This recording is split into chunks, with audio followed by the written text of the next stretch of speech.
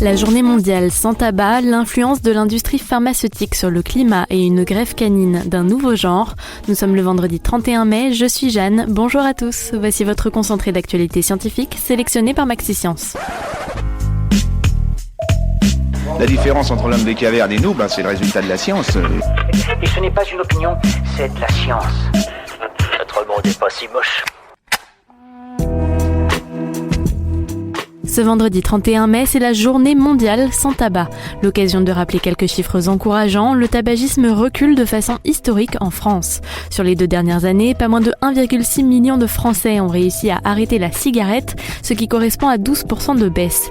Malheureusement, le tabac continue cependant de tuer 75 000 personnes par an et reste la cause d'un décès sur 8 en France.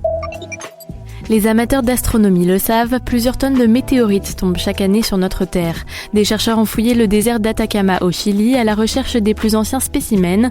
Les scientifiques n'ont pas été déçus des échantillons qui ont été ramenés. La moyenne d'âge de ces pierres serait de 710 000 ans.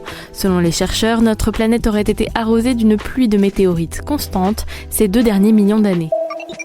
Pour lutter contre le réchauffement climatique, il faudra peut-être regarder plutôt du côté des entreprises pharmaceutiques. C'est la conclusion d'une récente étude qui note que le secteur du médicament génère 52 millions de tonnes de CO2 chaque année. C'est plus que le secteur de l'automobile et c'est presque autant que les émissions d'un pays comme la Suisse ou le Danemark. Les chercheurs notent cependant des disparités entre les fabricants, bien que les laboratoires entretiennent l'opacité sur leurs émissions.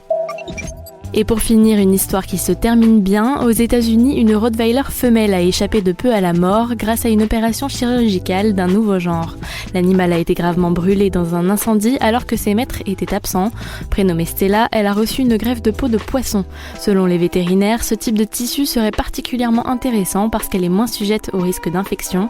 Après 2 semaines de convalescence, Stella a pu retourner chez elle, saine et sauve. C'est tout pour aujourd'hui. Vous avez aimé cette version raccourcie du podcast? N'hésitez pas à nous donner votre avis sur les réseaux sociaux. En attendant, on vous dit à demain pour de nouvelles actualités scientifiques. Voilà. Il ne reste plus qu'à vous remercier de votre attention. Au revoir.